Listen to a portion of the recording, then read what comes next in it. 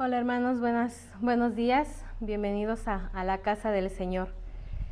Nos encanta estar aquí otra vez reunidos para poderle dar gloria y honra al Señor. Dice el Salmo 92, bueno es alabarte, oh Jehová, y cantar salmos a tu nombre, oh Altísimo. Anunciar por la mañana tu misericordia y tu fidelidad cada noche, en el decacordio y en el salterio, en tono suave con el arpa. Por cuanto me has alegrado, oh Jehová, con tus obras, en las obras de tus manos me gozo. Amén. Y es así, hermanos, porque estamos hoy reunidos gozándonos en el nombre del Señor, para darle gloria y honra a Él. Así es que, hermanos, pues los invito a alabar con todo nuestro corazón. Alabemos, hermanos. Vamos a cantar, mis hermanos. Hay libertad. Ya vimos la semana pasada acerca de cómo tenemos libertad con Cristo, ¿no? De cómo por el Espíritu Santo y por su gracia tenemos esa libertad de poder hacer su bien y de poder hacer lo que Él nos influye a hacer. Así que cantemos a nuestro Dios que nos da esa libertad, que nos ha quitado las cadenas del pecado.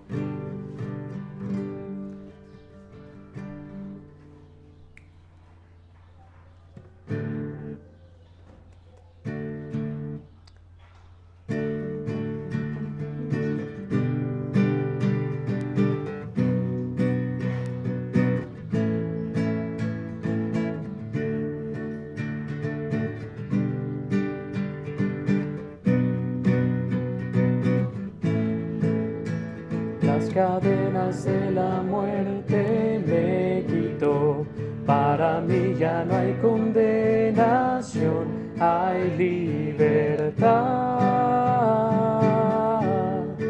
libertad. Siendo esclavo del pecado me libró, en la cruz compró mi redención y libertad, libertad. Rompió mis cadenas, me dio vida nueva y al fondo del mar echó mi maldad.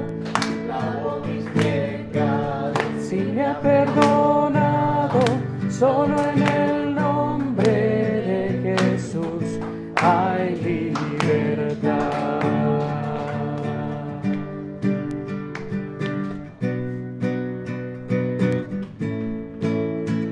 Yo proclamo que la cruz por mí murió y cambió mi duro corazón por libertad, libertad.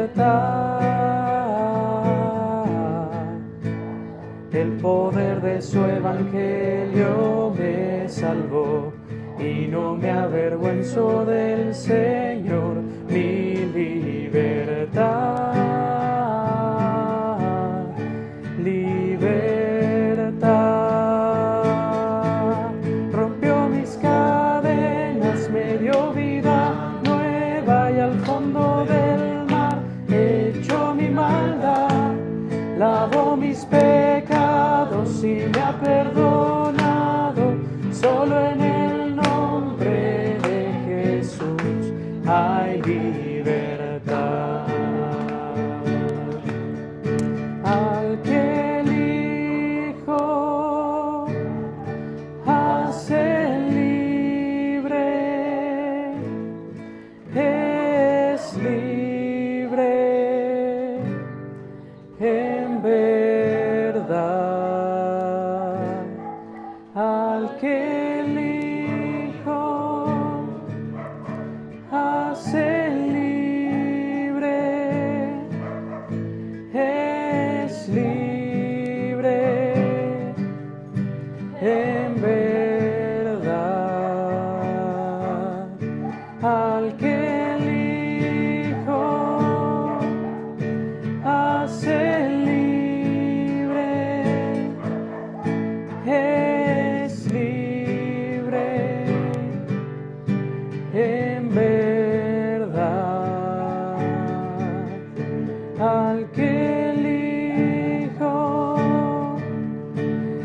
hace libre,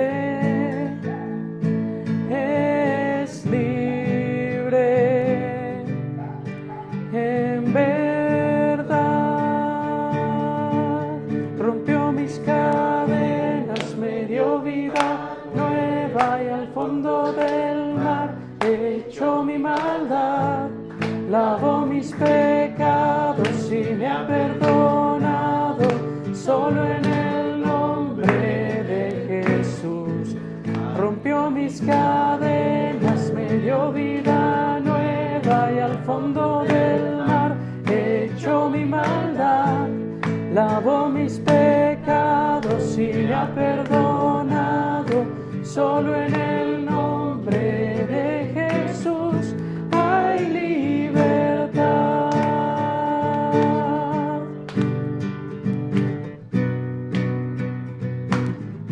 Hay libertad.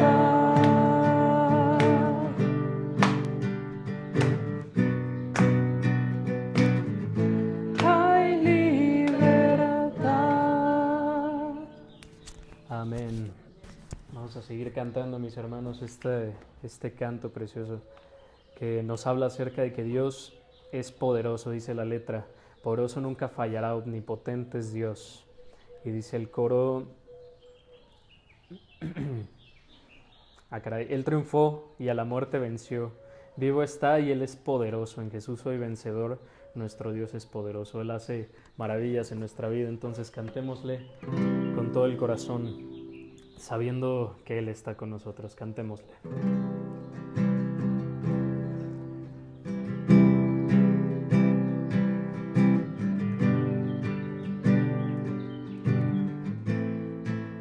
No, espérenme.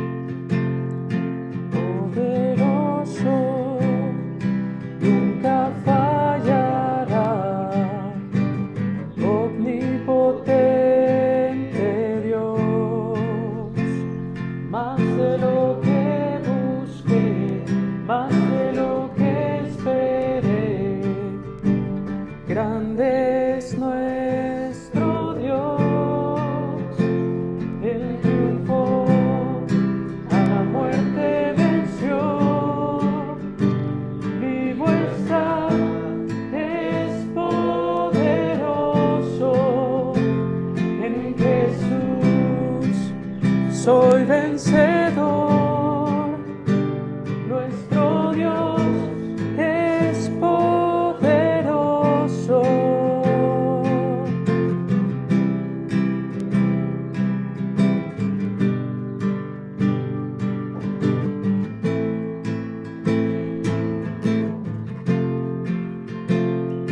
Dios me guía, Él conmigo está,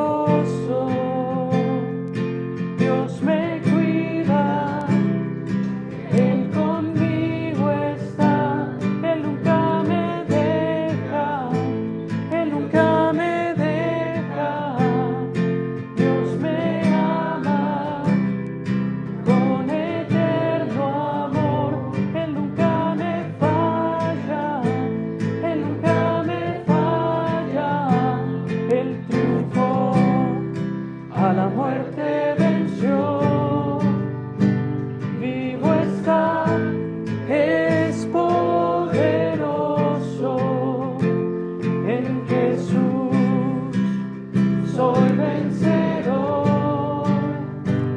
Nuestro Dios es poderoso. Nuestro Dios es poderoso. Nuestro Dios es poderoso.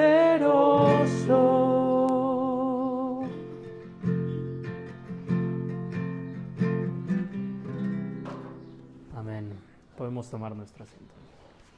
Sí, ¿no? El box, de repente lo ven en TV Azteca, ¿no lo ven? Hay una frase de Julio César Chávez, cuando está buena la pelea, dice, estoy nerviudo.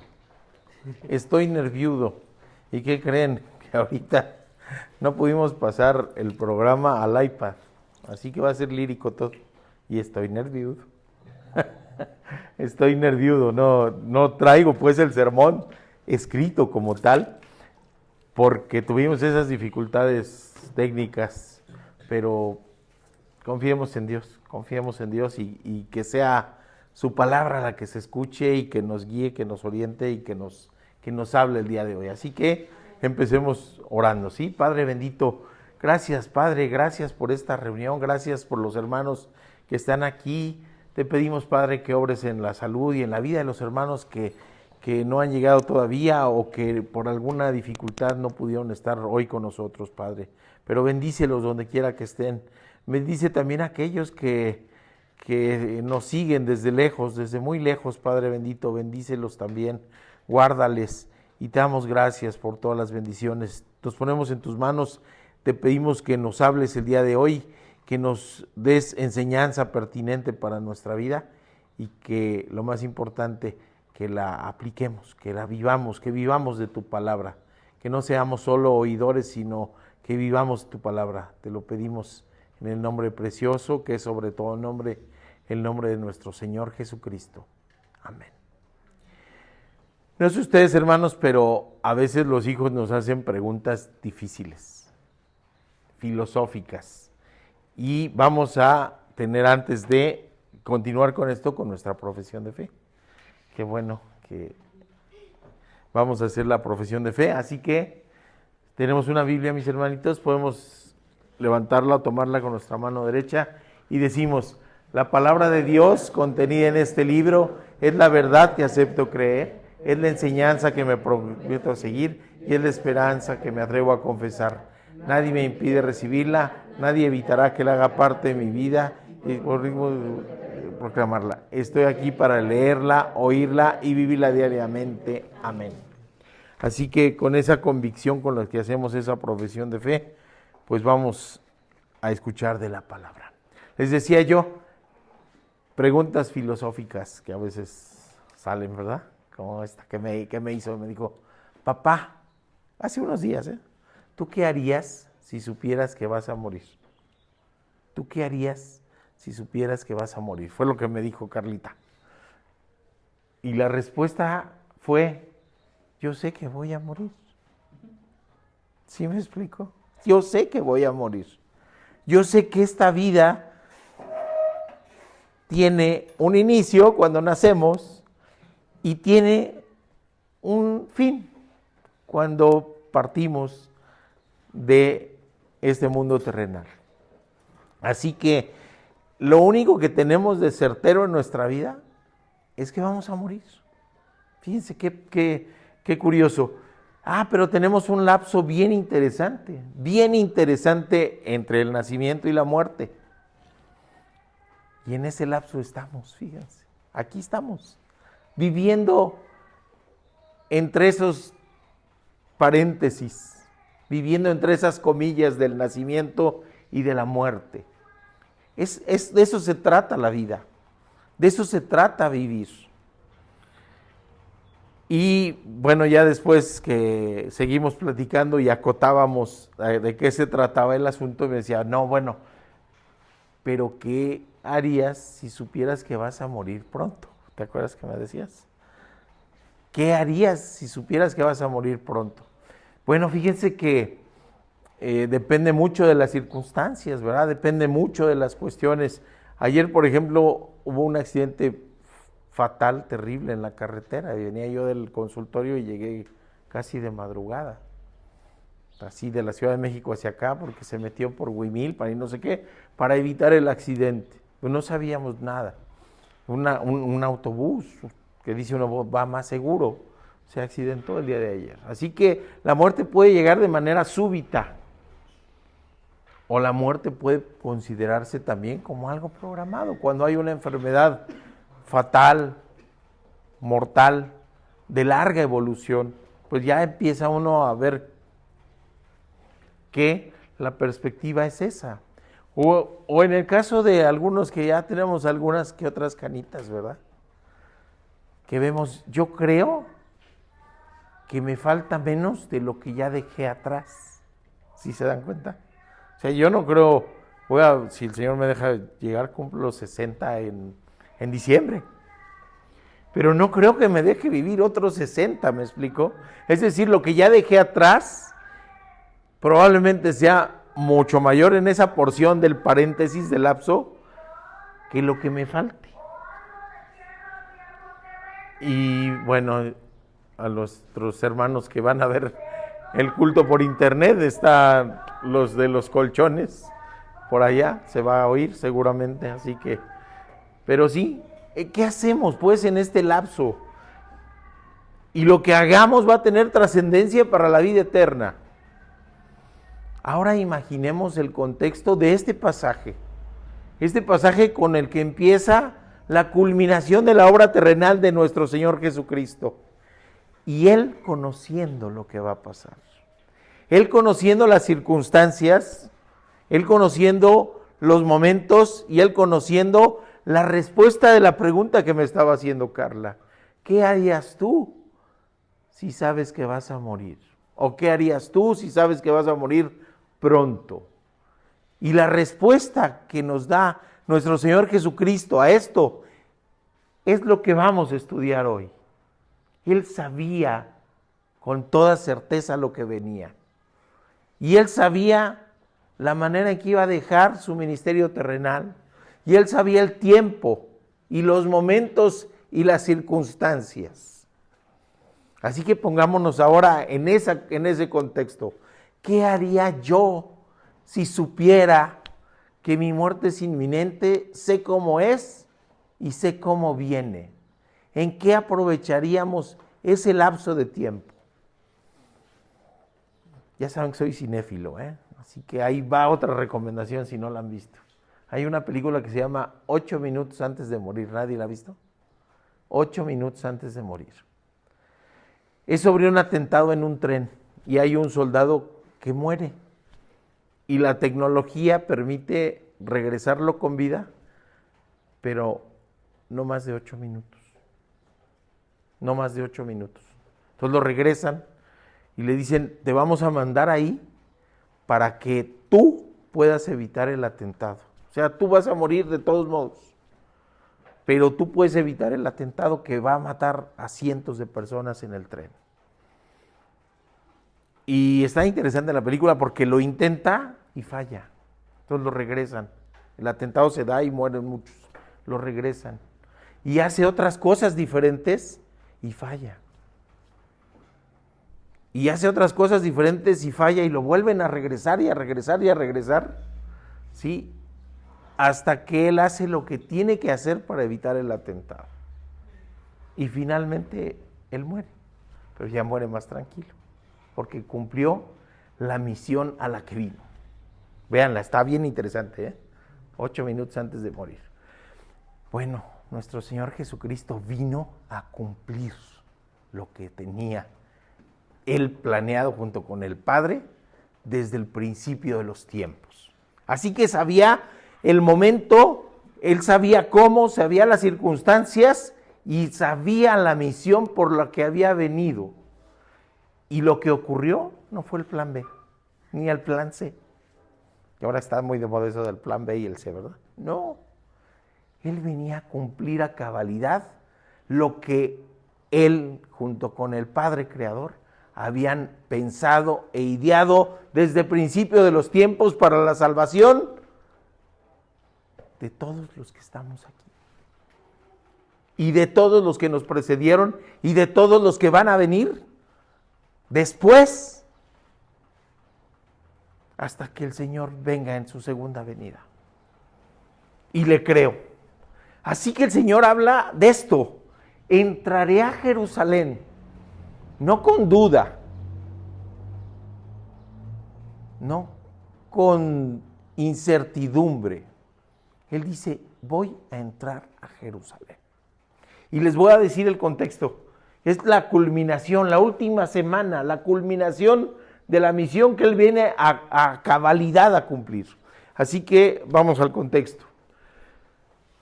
El pasaje empieza de esta manera. Habiendo dicho esto, iba adelante subiendo hacia Jerusalén.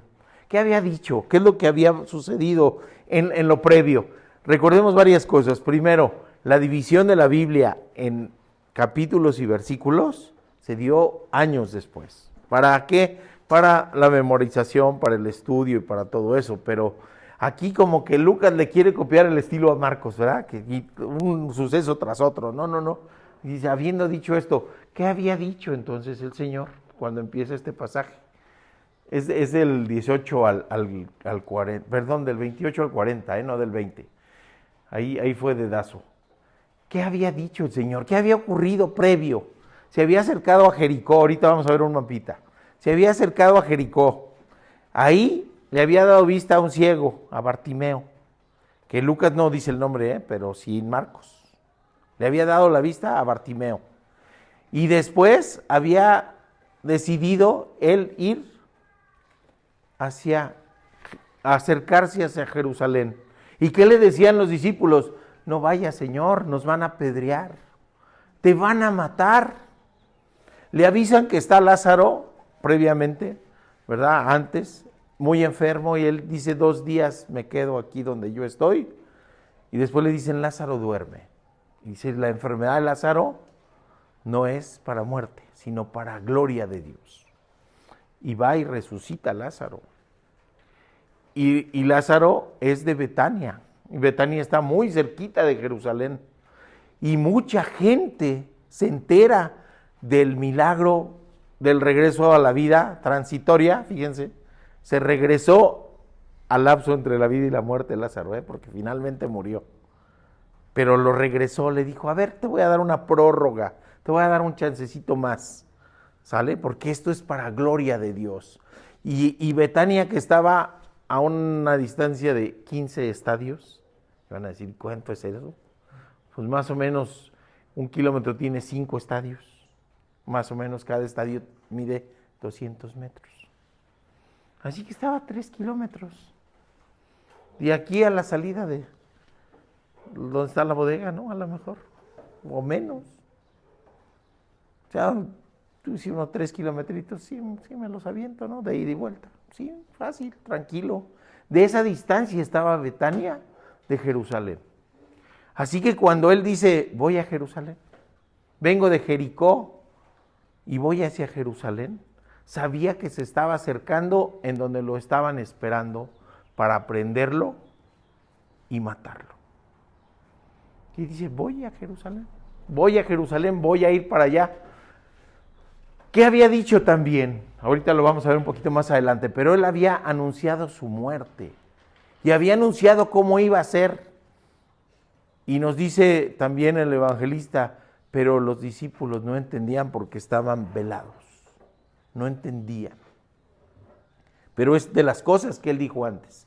Pero después de decirlas, como dicen en el rancho, agarró monte. Él tenía un objetivo y caminó hacia el objetivo. Que a veces nos falta eso en nuestra vida, mis hermanos, ¿verdad? A veces vemos la meta y nos desviamos, caminamos para otro lado, nos perdemos y no caminamos derecho hacia el objetivo. No caminamos dando paso tras paso para llegar hacia donde queremos llegar, nos perdemos. Y eso de perder el tino, ¿sí saben cómo se llama? Pecado. El pecado. Pero él fue sin pecado. El pecado nos pierde en el camino. El pecado nos desvía del camino. El pecado hace que nos movamos lejos del objetivo, si nuestro objetivo es estar con Dios y la vida eterna. Así que él no, él dice, voy subiendo hacia Jerusalén.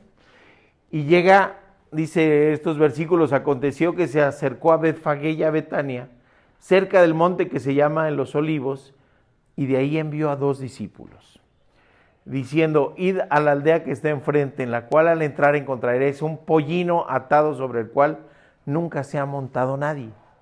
Desatadlo y traerlo, y si alguien os pregunta por qué lo desatáis, de esta manera hablaréis, porque el Señor lo necesita. ¿Vale? Vamos a irlo desglosando. La que sigue, Héctor, por favor. Entonces, lo que les decía, no sé si se alcance a ver, pero me voy a pasar, perdón, porque voy a hacer sombra.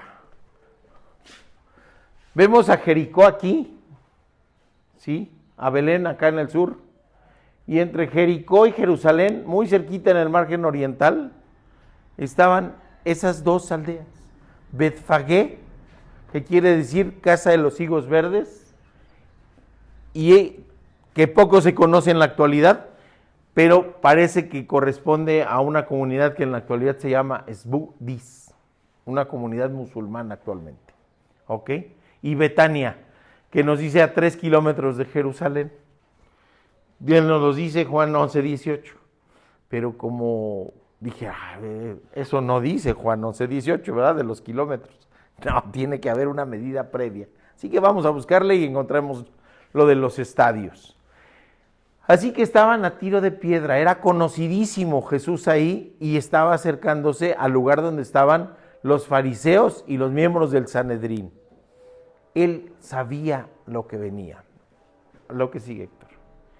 Ahora bien, él conocía lo que iba a pasar. Vamos a analizar el contexto. ¿Sí? 6 días antes de la Pascua. ¿Qué ocurría en la Pascua? Que miles y decenas de miles, y hablan hasta de centenas de miles de judíos que estaban dispersos por la diáspora, iban hacia Jerusalén para celebrar la Pascua. Así que se pueden imaginar una peregrinación barbarísima. De todos lados del mundo conocido iban hacia Jerusalén. Y pues no había aviones, no había carros, así que agarraban camino semanas antes de la Pascua. Llegaban caminando, montados a caballo, en burros, en camellos, pero eran días de camino de donde fueran, ¿sí? Para llegar a Jerusalén. Y llegaban a la Pascua. Así que Jesús dice, 6 días antes de la Pascua, decide hacer su entrada triunfal. 6 días antes, sabiendo que iba a estar lleno. Cerca de Betania, donde mucha gente había conocido el milagro de la resurrección de Lázaro. Así que era conocido, era popular. Había muchos seguidores, y soy puntual en decirlo, seguidores, y había discípulos. Y ahorita vamos a puntualizar la diferencia. Así que, cuando él se decide enfilar para allá, lleva la mira puesta en la misión y tiene un cuándo, cómo y por qué de llegar a hacer la entrada triunfal. ¿Para qué entrar? ¿Para qué entrar? Hay un para qué, un cuándo, un cómo y un para qué. ¿Para qué hacer esa entrada de esa manera? ¿Por qué? Les digo, hay una multitud que conoce y que conoce sus señales. Si leemos el capítulo 11 del Evangelio de Juan, vamos a encontrar la resurrección de Lázaro. Pero vamos a encontrar que en la parte final del capítulo 11 de Juan está la amenaza del Sanedrín de aprenderlo y de matarlo. Así que no son 2 sucesos diferentes, están ligados. Luego la cercanía de la Pascua, la gran concentración de gente en Jerusalén. ¿Y qué creen? Él prevé la reacción de la gente.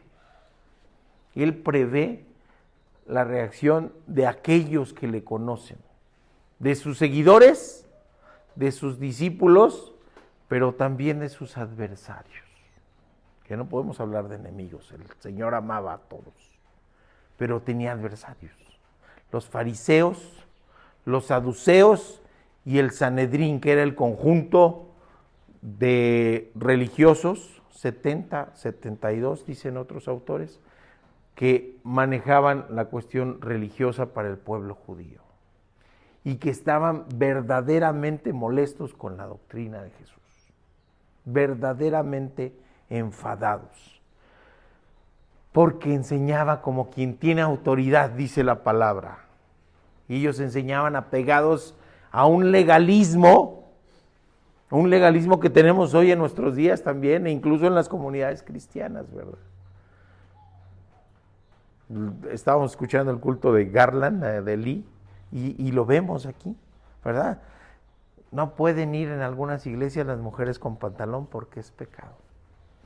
No pueden ir las mujeres con una falda que esté 2 centímetros por arriba del tobillo porque es pecado. La corbata obligada en algunas comunidades, ¿verdad? Obligada, porque si no, es pecado. Y nos preguntamos, ¿dónde caramba está eso en la Biblia? ¿Sí me explico? Esto es para traerlo en el contexto actual. Porque el legalismo está desde entonces, será diferente, pero era el mismo. Y estamos hablando no de la legalidad, sino de lo legaloide, de lo feo, de lo que en todos lados veían pecado. Entonces él sabía la reacción, él sabía lo que iba a suceder. Pasamos. Y así que decide, vete a la imagen anterior. Decide la entrada triunfal. Cuando él anuncia lo del pollino, les voy a decir algo, pero que no quiero que se entere mi esposa, porque aquí entre nos, es tremendamente detallista y organizada. Sí, a veces de broma, porque finalmente en la realidad le admiramos esos aspectos, pero decimos, es obsesiva compulsiva, ¿verdad? Decimos, es obsesiva compulsiva. No, es tremendamente detallista. ¿Qué sucedió con el pollino? A ver, ¿de dónde salió el pollino?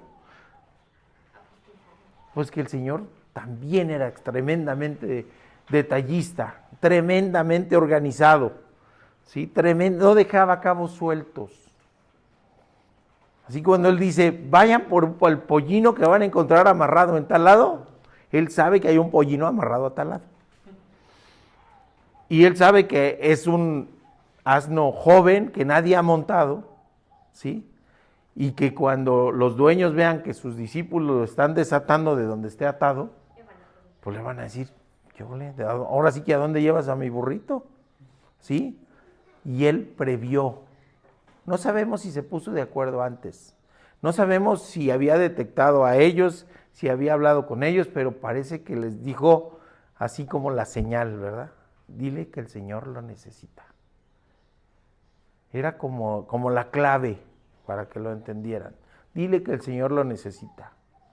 Hay quien puede ver en eso un milagro, ¿sí? Un milagro, pero seguramente aquellos eran, esperemos en Dios, discípulos, ¿verdad? No solamente seguidores, pero sabían quién era el Señor.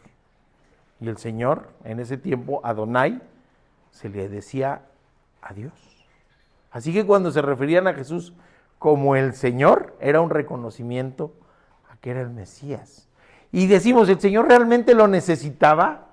¿Realmente necesitaba, podía tener, chasqueando los dedos, un ejército de corceles, ¿verdad?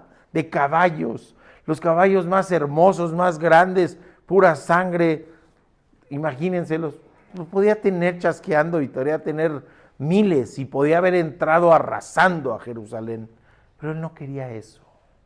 ¿Qué es lo que él quería con esa entrada en un pollino, en un asno? ¿Qué significaba eso? Los líderes militares entraban a caballo. Los líderes militares entraban en caballo y con espadas. entrar en un asno era el cumplimiento de la profecía. Era el príncipe de paz del que nos hablaba Isaías. Era eso. Él quería mostrar que él venía como rey, pero no un rey bélico, no un rey que buscaba la liberación terrenal de Israel, quitar al imperio para poner el imperio judío. No. Él venía a trastocar al mundo para traer su paz. Por eso previó lo del pollino. Él, conocedor perfecto de las Escrituras, sabía que eso se había dicho del Mesías en Zacarías. Ahorita lo vamos a ver, Zacarías 9:9. Pero fíjense, entra, de los esquemas que pongo, a sugerencia del señor José, ¿verdad? Esquemas. Busco en donde no se vea un rostro, para no propiciar la idolatría. Entonces sí, una figura de Jesús, de un hombre, pero busco que no se vea el rostro, así que se me gustó. Ahí va, entrando en el pollino, y vemos a la gente, y le dicen en la religión popular Domingo de Ramos, pero se le pondera más al ramo, ¿verdad?, que a la entrada del Señor. Quitaron a la mejor ramas de palmera para hacer honores, las ponían en el piso porque el príncipe de paz, el rey, estaba entrando a Jerusalén.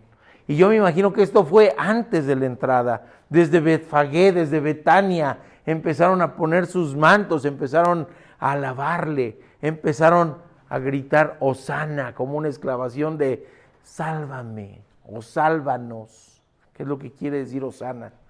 Pasamos ahora sí la que sigue, Héctor. Así que él decide cómo entrar, porque él quiere que se cumpla lo que de él se decía en las Escrituras. Así como lo decía en el camino de Emaús, ¿se acuerdan? Ya resucitado, va caminando hacia Emaús con dos personas que no saben con quién, ahora sí que no saben con quién están caminando, pero él les cuenta todo lo que en las Escrituras antiguas se hablaba de él, todo lo que se hablaba en el Antiguo Testamento de Jesús y que se había cumplido. ¿Alguien ha leído de Josh McDowell, Más que un carpintero? ¿No? Un librito chiquito, en una sentada, se los voy a enviar por PDF. En una sentada. Sí, en 1 hora y media yo creo que se lee en el libro. Pero nos habla Josh McDowell, que es un historiador que era ateo y que se convirtió al cristianismo estudiando, tratando de rebatir y de refutar que Jesús era el Mesías. Él se convierte al cristianismo. Y nos habla Josh McDowell de que el cumplimiento de todas las profecías de que se hablaban de Jesús en el Antiguo Testamento, que se cumplieran todas en una sola persona, es tan difícil como hallar una moneda en específico si pusieran todo el estado de Texas con 60 centímetros de monedas y sacarla la primera. Es decir, una en miles de millones de posibilidades había de que todas las profecías se cumplieran en Jesús. Y él, al cumplir esa profecía, les está diciendo: entro así porque efectivamente soy el rey, porque efectivamente soy el Mesías. Así que no deja cabos sueltos. Él no deja cabos sueltos. Él tiene todo el control en todo momento de todas las cosas. ¿Qué nos decía esa profecía hermosa? Decía: alégrate mucho, hija de Sión, da voces de júbilo, hija de Jerusalén. He aquí tu rey vendrá a ti, justo, salvador, humilde y cabalgando en un asno, sobre un pollino, hijo de asna. Ven qué hermoso, ven qué hermoso. Cientos de años antes está escrito esto, está describiendo lo que va a ocurrir. Y Jesús dice: ese del que habla Zacarías soy yo. Y quiere que lo vean los cientos de miles de judíos que están acudiendo en ese momento, porque él sabe que esto está por terminar. Pero había un secreto mesiánico. Durante mucho tiempo les dijo a los discípulos: no digan quién soy, no digan quién soy.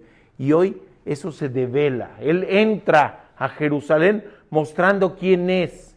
Más que un carpintero, dice George McDowell. Más que un rabí, más que es un maestro. Más que un profeta, como lo reconocen incluso los musulmanes. Es el Hijo de Dios encarnado, es Dios mismo encarnado. Y eso es lo que Él les quiere mostrar. Que ese cumplimiento de las profecías del Mesías está llegando a su culminación. La que sigue, Héctor, por favor. Así que lo vemos allí, cabalgando en un pollino. Ahorita un poquito más adelante y vamos a hacer un esgrima buscando los pasajes paralelos, ¿sí? No se sabe cómo estaba, si el pollino le cargó solamente a él, o otro evangelio habla de que entró la asna y el pollino, si pusieron a lo mejor una hamaca entre uno y los dos para que él se sentara en medio, o si se montó en la asna y iba el pollino junto de él, no sabemos.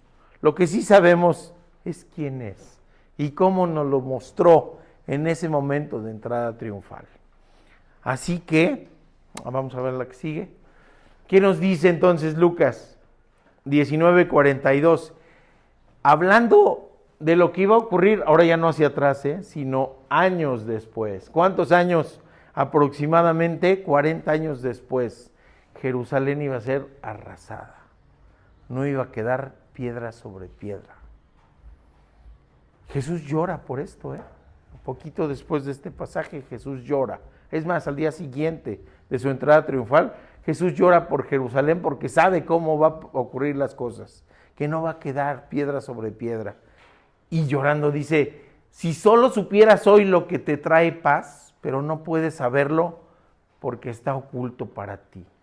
Pero Él es el príncipe de paz al que se refería Isaías 9:6. Pasaje que leemos con mucha frecuencia en Navidad, ¿verdad? En Navidad. Pero se nos olvida que a eso a lo que se refiere es de lo que estaba hablando en ese lapso, mis hermanos, entre la vida y la muerte, entre el nacimiento y la muerte, ese paréntesis. Así que está, Isaías habla sobre el nacimiento, pero Jesús no se puede entender sin conocer de su muerte y de su resurrección. Así que se encarnó para cumplir esa misión. El príncipe de paz, dice, nos ha nacido un niño que nos ha dado un hijo, sobre sus hombros descansa la autoridad y se le han puesto estos nombres: Hacedor de planes, Dios invencible, Padre eterno, príncipe que trae la paz. Es en la versión Palabra de Dios para Todos. Por eso no está igualito que en Reina Valera. Pero es Él, ese niño que se encarnó, es aquel que va a dar la vida en la cruz. Ese lapso. Y volvemos a hacernos la pregunta, ¿y usted qué haría si supiera que va a morir? Pues sabemos que vamos a morir. A veces no queremos pensar en eso, ¿verdad? Como que, oye, no quiero pensar en eso, pero sabemos que vamos a morir. Es la única certeza que tenemos, es la única. ¿Y qué hago en medio entonces entre el nacimiento y la muerte? El Señor nos está enseñando esto. La que sigue.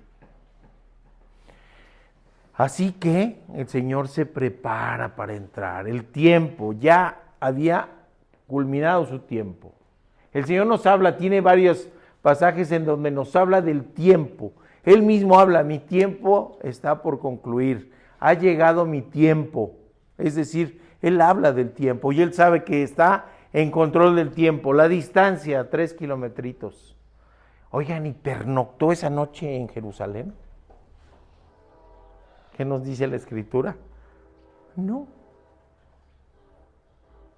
Así que hizo su entrada triunfal, hizo emberrinchar a aquellos fariseos, mostró quién era y se salió a dormir hacia Betania otra vez. Desandó los 3 kilómetros. Él dijo, no, ya se cumplió lo que se tenía que cumplir. ¿A dónde me voy? Y en eso también hay enseñanza, mis hermanos.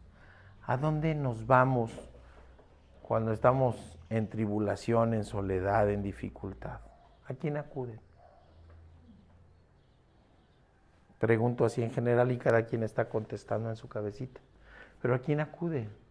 con los amigos, con la familia, con aquellos con los que se siente querido, acogido, protegido, con aquellos que tienen una palabra, una palmadita en la espalda, un abrazo, ¿sí? Y eso mismo hizo Jesús.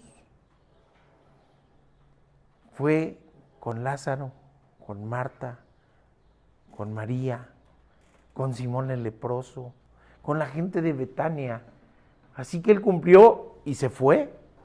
Hizo lo que tenía que hacer y se fue. Por eso manejaba la distancia. Y las circunstancias, ¿se dan cuenta cómo tenía todo bajo control? Todo lo tenía bajo control. Él sabía incluso cómo iba a ser recibido por el grupo de seguidores, por el grupo de simpatizantes, por el grupo de discípulos y por el grupo de adversarios. Así que él sabía que eso que él iba a hacer, ese acto deliberado, iba a generar reacción, iba a generar acción también. Así que nos maravilla, ¿verdad?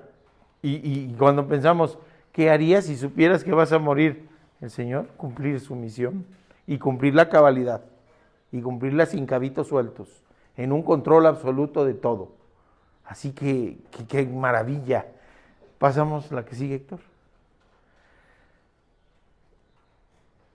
Y fíjense, esto dice, vayan a la ciudad donde está un conocido mío y díganle, el maestro dice, mi tiempo está cerca y voy a celebrar la fiesta de Pascua con mis seguidores en tu casa. ¿De qué se trata esto? De lo que va a ocurrir unos días después de la entrada triunfal. La celebración de la Pascua. ¿Se dan cuenta? El pollino, el lugar donde iba a celebrarse la Pascua, la manera en que iba a celebrarse la Pascua, y es más, lo adelanta un día, que no celebra la Pascua cuando la celebraron todos. Él la adelanta un día, porque sabía que iba a ser prendido en esa Pascua. Ustedes saben que muchos gobiernos tiranos que asesinan muestran los cadáveres, ¿verdad? Los muestran ¿para qué? Para inhibir a todos aquellos que quieran portarse de manera diferente a lo que les conviene a ellos. Así que él sabía que en esa Pascua iban a querer mostrarlo, como para inhibir que la gente siguiera doctrinas que para los del Sanedrín no eran correctas, pero estaban contendiendo contra la palabra de Dios y contra Dios mismo. Por eso ellos no prevalecieron y él sí. Estamos hablando de él aquí 2000 años después. ¿Se dan cuenta? Todo lo previó el Señor, lo de la Pascua. Adelante. Y hablábamos de cómo empieza el pasaje, empieza el 28, ¿verdad? De Lucas. Habiendo dicho esas cosas, y dentro de las cosas que él había dicho, previamente, en días anteriores, dijo, tomando Jesús a los 12, les dijo, aquí subimos a Jerusalén, y se cumplirán todas las cosas escritas por los profetas acerca del Hijo del Hombre. ¿Se dan cuenta? Cómo tiene el control absoluto y completo. Como él dice, se van a cumplir todas las cosas. Pero esas cosas incluyen, y otra vez nos vamos a Isaías, el príncipe de paz que iban a ser y el Mesías sufriente que no querían ver muchos en ese tiempo. Así que todas las cosas se van a cumplir, pues será entregado a los gentiles. ¿Quiénes eran los gentiles? Los no judíos, los romanos que estaban en ese tiempo. Será escarnecido. ¿Qué es escarnecido? ¿Qué es escarnecer a alguien? Hacerle burla por cualquier cosa. Así que él sabía que iba a ser motivo de burla. Será afrentado y escupido, y después de que le hayan azotado, le matarán. Mas el tercer día resucitará. Pero ellos nada comprendieron de estas cosas, y esta palabra les fue encubierta, y no entendían lo que se les decía. Ese velo cayó después. Porque así somos los humanos. A toro pasado, pues todos conocemos de todo, ¿verdad? Ya pasó. ya sabemos, pero él conocía lo que estaba por ocurrir y era un conocedor perfecto de la palabra. Ahora que sigue. Entonces se cierra el secreto mesiánico, es aclamado ahora sí como el Mesías, como el ungido de Dios, como el Hijo de Dios. Sí, ahora sí no tiene empacho en que esto se calle. Él dice, si estos callaran, las piedras gritarían. Ahorita vamos a hacer más explícito el pasaje. ¿Pero qué le gritan? Le gritan, Hosana, sálvanos. ¿Quién puede salvar? Solo Dios. Piedad, es un grito de piedad, de clemencia, de salvación. Bendito el que viene en el nombre del Señor, decían también. Bendito el Hijo de David, que era un título que se le daba solamente al Mesías. Así que podemos imaginarnos a los lados del camino, poniendo las palmas, poniendo las mantas y él avanzando en el pollino y a las miles de personas gritando esto. Y podemos imaginarnos la reacción en el Sanedrín, el odio, el rencor, las ganas de prenderlo ya. ¿Y por qué no lo hicieron? Pues porque había miles de personas que iban a impedirlo. Por eso la maldad busca la oscuridad y la noche, porque ahí eran poquitos. Y ahí sí pudieron prenderlo. Pero aquí no. Aquí entró como lo que es Jesús. Un rey, el rey de reyes. Así que lo aclaman como Mesías, lo que sigue. Y ahora vamos a traer esto a nuestro contexto, mis hermanos, a nuestra realidad, a nuestra actualidad. Y en esto estriba las enseñanzas de todo lo que hemos analizado que hizo nuestro Señor Jesucristo y cómo lo hizo, cómo lo aplicamos en nuestra vida. ¿En dónde me pongo yo aquí en este momento? ¿En el grupo de seguidores? ¿En el grupo de simpatizantes? ¿O en el grupo de discípulos, mis hermanos? Porque es diferente. El discípulo oye. El discípulo anhela de la palabra como respirar, como comer. El discípulo vive la palabra. Y el discípulo quiere que nadie se pierda. Que se extienda el reino. Y entonces podemos ahora sí contestar. ¿Y qué vas a hacer si sabes que vas a morir? ¿O qué estás haciendo para responder a las demandas de Jesús? ¿Jesús necesitaba el pollino? No. Él quería el pollino para un propósito. Con Zaqueo, que ahorita también lo vamos a mostrar de ejemplo.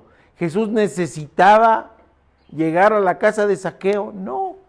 Pero él dijo, es necesario que acuda a tu casa. Que more hoy en tu casa.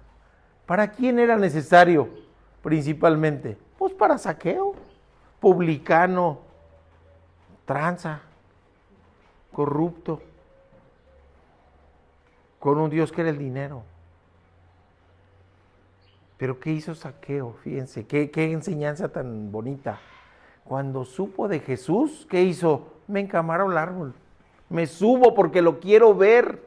Quiero ver a Jesús. ¿Qué hemos hecho en nuestra vida? Le hemos buscado con ese anhelo de decir, conozco de Jesús, he oído por ahí algunas historias, pero lo hemos buscado con esa decisión de decir, sí he oído, pero ahora quiero verlo, ahora quiero conocerlo, ahora quiero tener ese encuentro con Él, ahora quiero que transforme mi vida.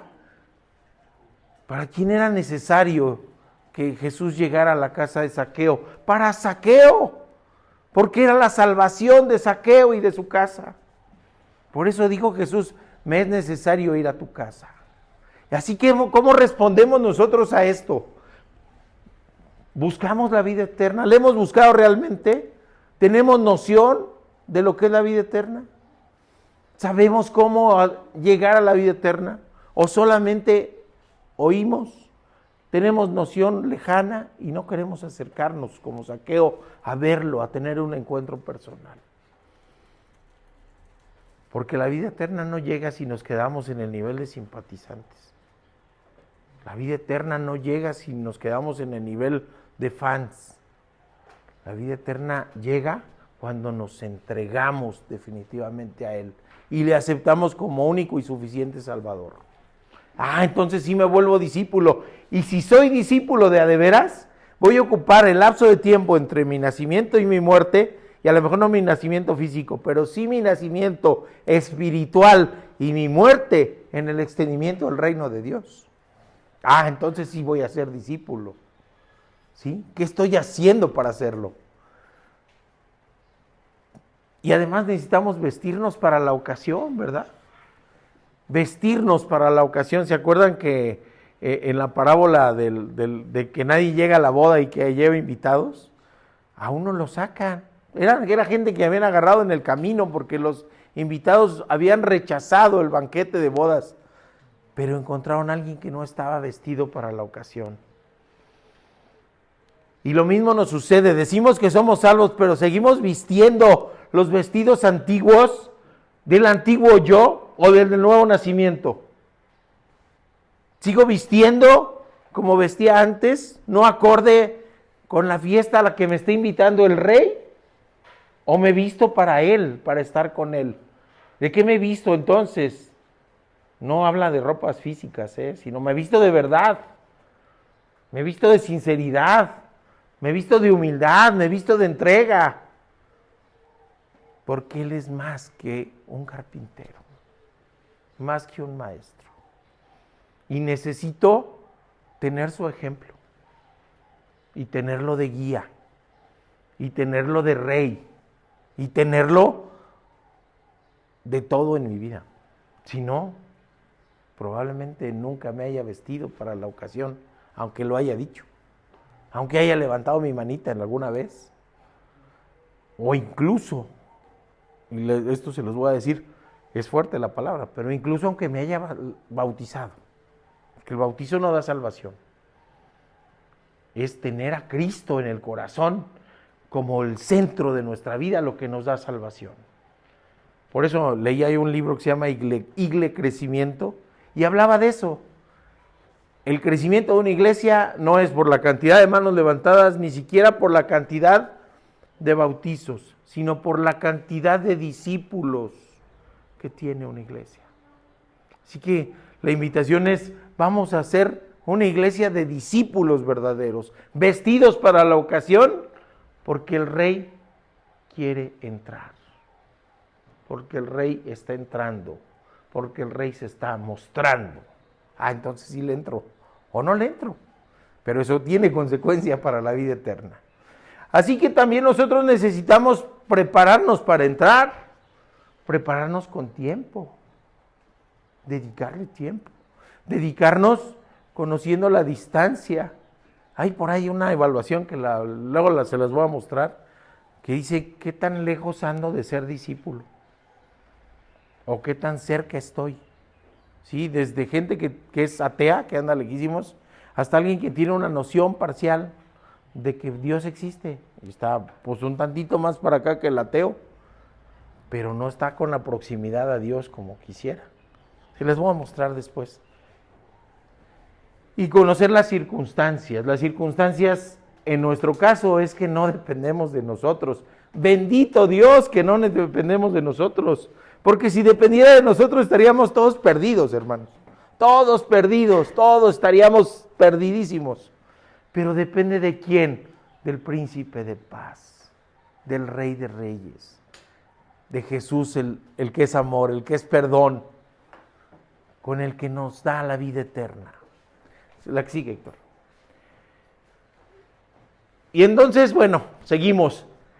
¿Cómo fueron enviados estos hombres, estos dos discípulos? Les dijo, lo encontraron como él les había dicho. Dice, mientras desataban el pollino, los dueños le dijeron, ¿por qué desatáis el pollino? Y ellos respondieron, porque el Señor lo necesita, era la clave, ¿ok? Y esa clave que podemos tomar también a nosotros. Oye, ¿por qué vas a la iglesia? No podemos decir porque el Señor lo necesita, ¿va? Sino porque lo necesitamos nosotros para estar con el Señor. ¿Ok? Puede ser nuestra clave. ¿Sí? Y lo trajeron a Jesús y echando sus mantos sobre el pollino, pusieron a Jesús sobre él. Y mientras él iba avanzando, tendían sus mantos por el camino. Y cuando se acercaba, junto a la bajada del monte, ¿se fijaron en los esquemas? En todos está dentro de la ciudad, ¿sí se dieron cuenta? En todos está dentro ya de muros y todo eso. No, este es de la bajada del monte. Así que pensemos en los miles de gente que le hicieron valla para que entrara. Y los miles más que estaban dentro de la ciudad aclamándole. Una belleza, ¿verdad? Toda la multitud de los discípulos regocijándose comenzó a alabar a Dios a grandes voces todas las maravillas que habían visto. ¿Y cómo podemos saber entonces si estamos ubicados en los discípulos o en los simpatizantes y fans? La alabanza estaba ahí con algo. Me aferro a tu corazón, ¿sí? Me aferro a tu corazón y persevero. ¿No nos decía eso la alabanza? Persevero, porque los seres humanos somos cambiantes. Y muchos de los que lo estaban aclamando, apenas 6 días después, estaban clamando porque le crucificaran. ¿Se dan cuenta? ¿Y qué doloroso es? Qué doloroso es. ¿Sí? Pero ellos no eran discípulos, ellos eran fans, eran simpatizantes, eran gente que se estaba dejando ir por la moda, pero no tenían una noción verdadera de quién es Jesús y de lo que representaba para ellos, por eso cambiaron. Así que las maravillas que habían visto, sí habían visto resucitar a Lázaro, la vista a los ciegos, que los cojos bailaran, todo eso nos habla del Antiguo Testamento, ¿verdad? Todo eso lo iba a hacer Jesús. Y lo más importante, nos iba a dar vida eterna con su muerte en la cruz, en el Calvario. La que sigue, Héctor, por favor. Es lo de Zaqueo, lo que les decía de Zaqueo, ¿verdad? Otra vez buscando que no se vean rostros. Pero sí, Zaqueo, el publicano, con esa ansia de verlo, con esa ansia de encontrarnos con él, con esa ansia de buscarlo, deberíamos de seguir el ejemplo de Zaqueo, no de lo publicano, de lo que se dedicaba antes, sino esa ansia de verlo. Y después, ¿qué es la característica física de Zaqueo? Que también nos deja enseñanza a nosotros. ¿Qué se habla de Zaqueo? No alcanzaba a verlo porque estaba chiquito, por eso se subió al árbol de sicomoro. Así tenemos que, nuestra relación con él debe ser como la de Zaqueo. Verlo hacia arriba, saber que somos chiquitos, saber que somos pequeños y que él es el Dios todopoderoso y que dependemos de él. Es una relación sana con él. El problema es cuando el ser humano quiere competirle en la altura. Y nunca, ¿verdad? Ni la Torre de Babel se acercó tantito a él. La que sigue, Héctor, por favor. Y entonces vemos en la escritura antigua lo que se decía de este pasaje en el Salmo 118, 26, que dice: bendito el Rey que viene en el nombre del Señor. Ok, bendito el Rey. Fíjense qué hermoso. Todo esto nos habla de Jesús. Y la gente que iba adelante le iba gritando, aclamaba diciendo: Hosana al Hijo de David, el Mesías. Bendito el que viene en el nombre del Señor, hosana en las alturas. Esto es del Evangelio de Mateo.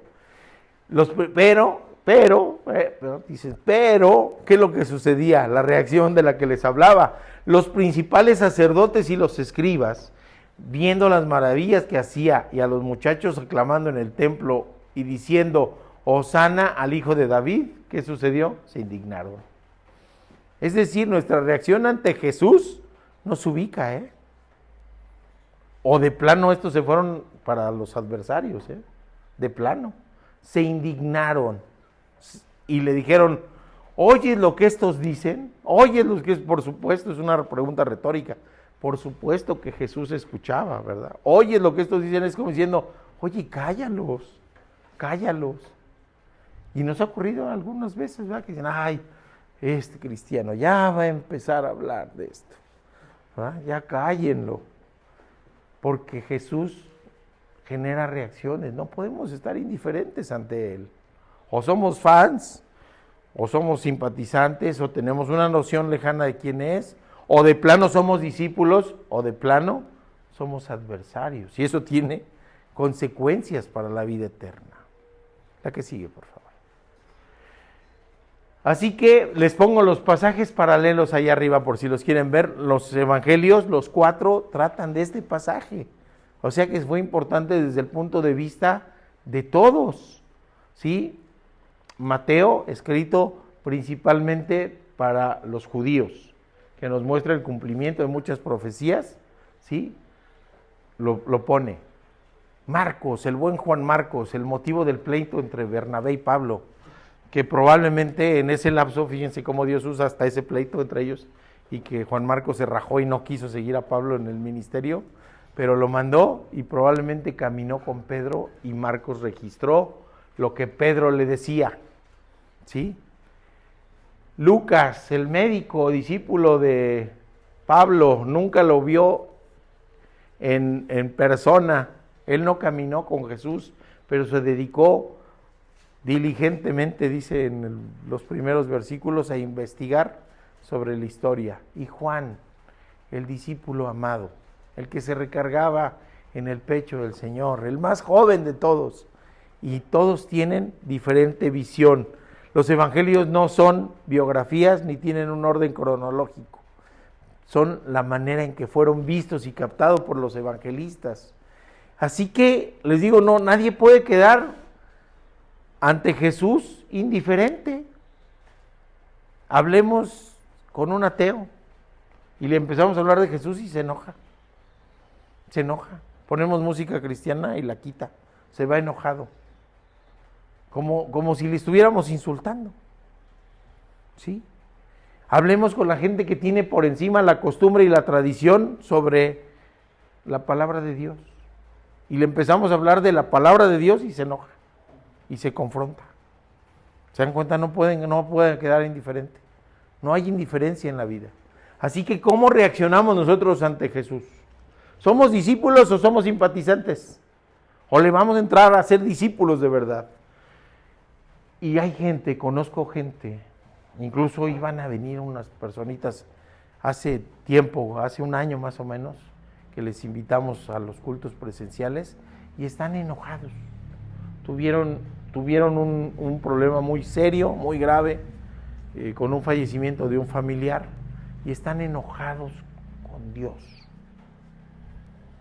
Entonces, ¿nuestra relación depende de las circunstancias? No, depende de Dios. Si somos discípulos de verdad, dependemos de Él. O imaginémonos que empezamos a blasfemar porque nos fue mal, porque perdimos las cosas, porque perdimos la salud, porque perdimos un familiar. Tenemos todo el libro de Job de testimonio de alguien que se mantuvo fiel, aunque perdió todo, pero se mantuvo fiel. Algo nos quiere decir Dios, ¿verdad? Algo nos quiere decir Dios. Ahora, ¿qué hacemos con nuestra vida? ¿Cómo respondemos ante los requerimientos del Señor? ¿Cómo lo hacemos? ¿Necesita algo Él? No. Pero quiere que nosotros mostremos fidelidad. Quiere que nosotros mostremos si de verdad somos discípulos, si de verdad somos hijos. ¿Y eso cómo se hace?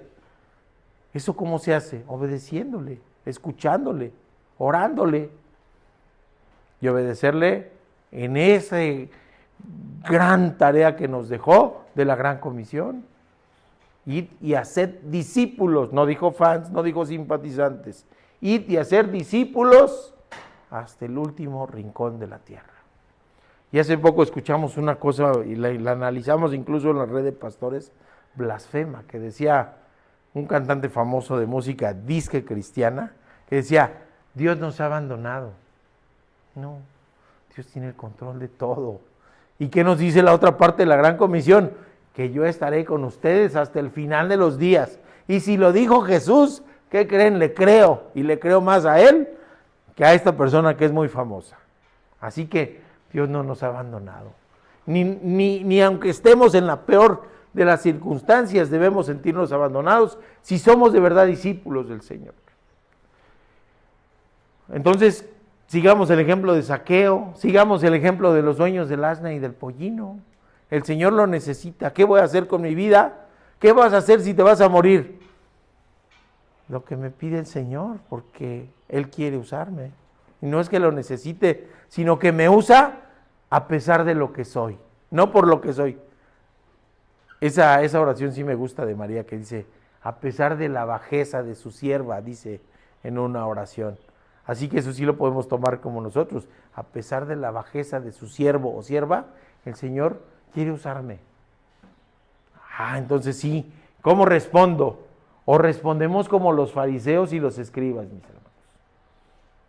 Nos enoja, nos molesta, torcemos la boca, hacemos gestos, me alejo, etcétera, etcétera, etcétera. Entonces, hay trascendencia. La que sigue, Héctor, por favor. Así que, ¿qué es la manera de responderle al Señor? Heme aquí, dice Isaías, ¿verdad? Heme aquí estoy, Señor, haz de mí lo que quieras. ¿Por qué? Bendito eres, porque eres el Rey, es quien vino y se encarnó para darnos vida eterna. Sí, paz en el cielo y gloria en las alturas. Fíjense, dice paz en el cielo, no en la tierra. Paz en el cielo. Y decimos que no había paz, no. Había alguito que le molestaba a Dios. Que sus hijos se estuvieran perdiendo en el pecado. Por eso se encarnó, por eso vino por nosotros. Necesitaba paz en su corazón, sabiendo que había ya un camino para la reconciliación, y ese camino es Cristo Jesús. Ese camino es Él. Así que eso seguramente da paz. Y algunos de los fariseos decían, reprende a sus discípulos, y Él les aseguró, si ellos callan, gritarán las piedras. Como milagro, quién sabe, una piedra gritando, pues salimos corriendo del susto todos, ¿verdad? Pero ¿qué creen? Lo que el Señor estaba diciendo es, si de verdad son discípulos, si de verdad tienen a Cristo en el corazón, si de verdad están dispuestos a la obediencia y a seguir el ejemplo, y si de verdad con humildad decimos, dependemos de ti, Padre, no por nosotros, va a ser imposible que los callen. Tan imposible como que las piedras hablaran. A eso se refería el Señor. Si estos callan, las piedras hablan. Tan improbable es que los callen como que las piedras hablen. Pero las piedras hablan también, hermanos. Las piedras hablan. 2 ejemplos ya para irnos. La que sigue. ¿Qué nos dice Apocalipsis? El que tiene oído, oiga. El Espíritu dice a las iglesias, al que venciere, daré de comer del maná escondido y le daré una piedrecita blanca. ¿Sí habían escuchado ese pasaje? Precioso. Y en la piedrecita escrito un nombre nuevo, el cual ninguno conoce sino aquel que lo recibe. ¿Se acuerdan que decíamos, ahora que estábamos viendo los mandamientos, la importancia del nombre? Y cómo Jacob pasó a ser Israel. El nombre nuevo es el hombre nuevo, el hombre renovado en Cristo Jesús. Así que si tienen piedrecita blanca y son renovados, con ese nombre nuevo que les dio Cristo, su piedrecita habla. Su piedrecita habla. La que sigue. Unas piedrecitas grabadas en hebreo, una piedrecita blanca. De hecho, lo acostumbraban en Oreb. Yo me bauticé 2015, 2013. No sé, pero me dieron una piedrecita blanca cuando me bauticé. Así que es precioso. Hoy tengo mi piedrecita bien guardada. ¿Sí? La que sigue. Pero ¿quieren ver otra piedra que habla más? Esa piedra que tapaba el sepulcro. Esa piedra que la encontraron removida, que era imposible que la movieran esas mujeres que llegaron primero. Esa piedra que nos hablaba que la muerte no podía contener a Cristo, que su cuerpo no iba a haber corrupción. Esa piedra hablaba y nos gritaba y nos grita, Cristo está vivo, Cristo está aquí, Cristo quiere una relación con nosotros, Cristo es nuestra salvación, Cristo es el camino, la verdad y la vida. Y aquel que mataron, el que estuvo colgado unas horas en el madero, está vivo y actuante. Y esa piedra nos habla del cumplimiento de todas las palabras que dijo Jesús. Esa piedra nos grita que Él es el Mesías y que Él está aquí y que Él entró triunfante a nuestra vida. Así que hoy, mis hermanos, el desafío es esa pregunta que parecía intrascendente. ¿Qué van a hacer con su vida si supieran que van a morir? ¿Qué van a hacer con su vida? Esperemos en Dios que les falte un chorro, ¿verdad? Un montón de tiempo. Pero, ¿qué vamos a hacer con nuestra vida?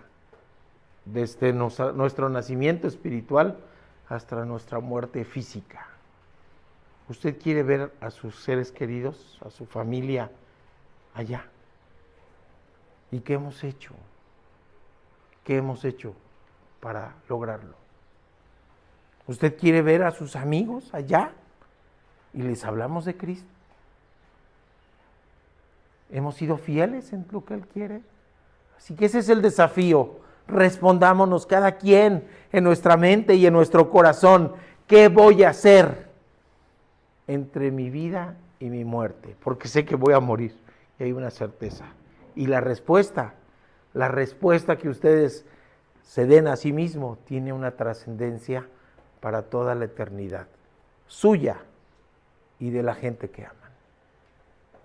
Padre bendito, gracias te damos, Señor, gracias te damos por tu palabra, gracias por esa entrada triunfal, Señor, te pedimos que de manera igual, Señor, puedas entrar triunfal a los corazones de la gente, Padre bendito, aquellos que no te conocen, que nos uses a pesar de lo que somos para el extendimiento de tu reino y que entres de manera triunfal a sus corazones. Y en aquellos, Padre, que te hemos aceptado como Señor y Salvador, que seas efectivamente el Rey, el centro de nuestra vida, Señor. Más que un ejemplo, más que una guía solamente, Señor, es toda tu sabiduría, toda tu entrega, tu muerte en la cruz la que nos salva, Señor, la que nos da perdón, la que nos da paz. Gracias, Padre, por esto. Gracias, Señor. Gracias en el nombre precioso de Cristo Jesús. ¿Hay alguien hoy que nos quiera hacer explícito lo que Dios le dice para este lapso de tiempo entre su nacimiento espiritual y su muerte física y decir, yo quiero hacer tal cosa? ¿Alguien? ¿No? Todos se lo llevan de tarea. Está bueno, pero meditémoslo en esta semana. Padre bendito. Nos despedimos con nuestro texto lema que dice, nunca abandonaremos a nuestro Dios, jamás seguiremos otros dioses. Josué 24. Que Dios les bendiga y les guarde, mis hermanos.